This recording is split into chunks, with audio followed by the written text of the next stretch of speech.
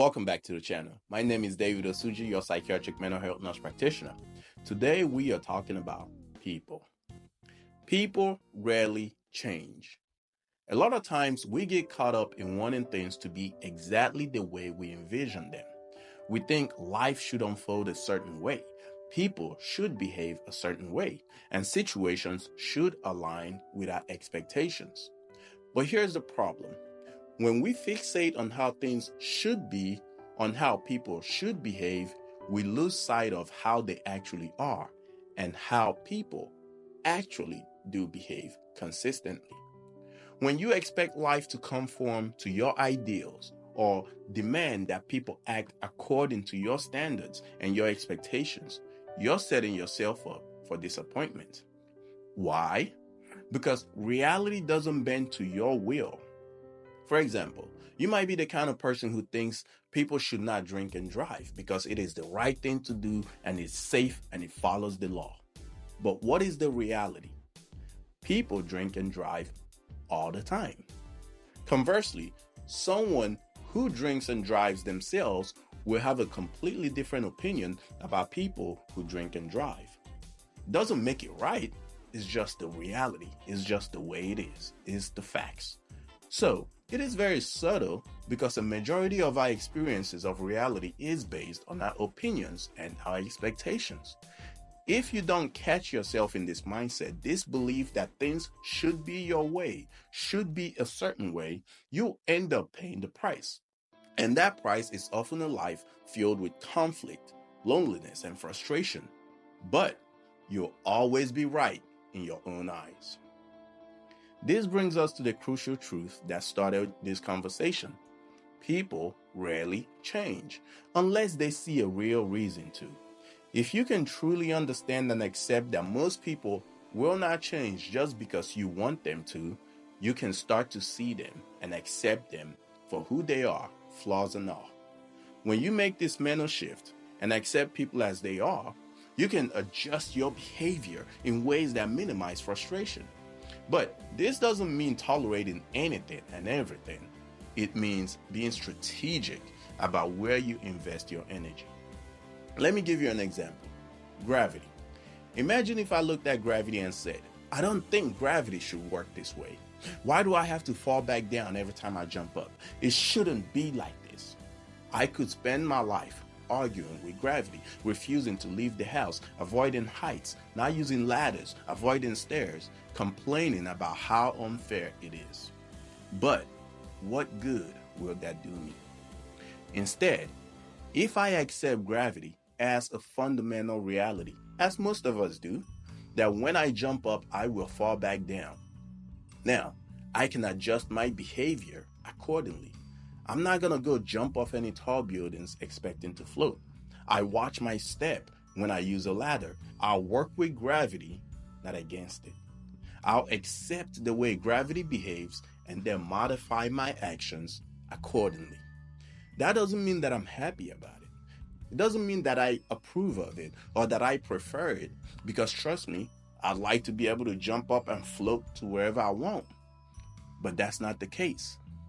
But it does mean that I can stop being frustrated about the way gravity behaves because I have accepted it. This is the same approach I'd like you to take with people. When you interact with someone, see their behavior that annoys you as gravity. Accept them for who they are without expecting them to change overnight. That doesn't mean you're happy about this behavior, doesn't mean you approve of the behavior, doesn't mean that you prefer the behavior. The goal is to stop being frustrated by it. Don't waste your energy thinking they shouldn't do this or they should do this. Why couldn't they just act this way or speak this way or laugh this way or listen this way? Instead, recognize that people only change when they are internally motivated to do so. This also does not mean that you don't want to have a conversation about their annoying behavior. But what is the definition of insanity? Doing the same thing over and over and expecting a different result. If you've had a conversation about this behavior more than 3 times and they still haven't changed, who's the insane one now? See, your job isn't to force change. It is to decide if you want to keep engaging with this person and how you will engage with them while maintaining your own peace of mind. Let me share how this might look in real life scenarios. Let's start with a marriage example. A messy versus tidy spouse. Let's say one spouse is naturally neat and organized while the other one is laid back and doesn't really see clutter as a big deal. The tidy spouse keeps getting frustrated, expecting their partner to suddenly become meticulous about cleaning. But instead of fighting over it daily, they accept that their partner isn't wired that way. Rather than nagging or resenting them, they adjust their approach, perhaps by setting clear agreements on some essential tasks, handling the cleaning by themselves in a way that reduces stress, or hiring somebody to do the cleaning. See, they shift their focus from changing their spouse to become a cleaner person to finding practical solutions that work for both of them. You say, so I'm supposed to just allow them to be a slob and do all the cleaning in the house by myself? I say, no, you're not. But how many times have you had this conversation? How many times have you argued over it, fought over it? 3 times? 10 times? 50,000 times? And they still haven't changed?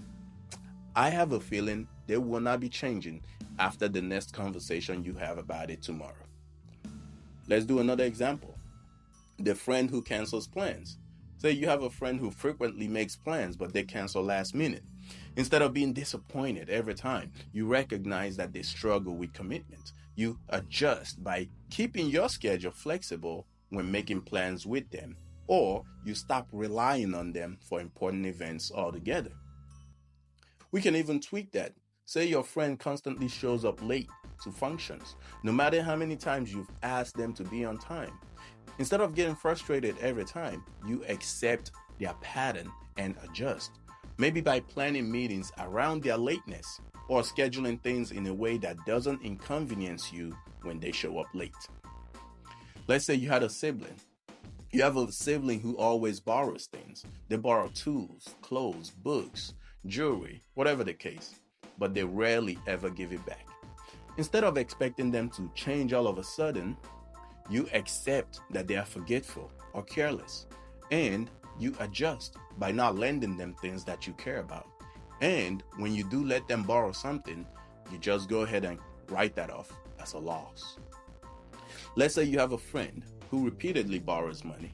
They swear that they'll pay you back, yet somehow they never do. Instead of getting frustrated each time they make that excuse, accept that they struggle with financial discipline. If you continue the friendship, do so with clear boundaries, like refusing to let them borrow money in the first place. Or if you're gonna give them that money, give it as a gift without expecting them to pay back.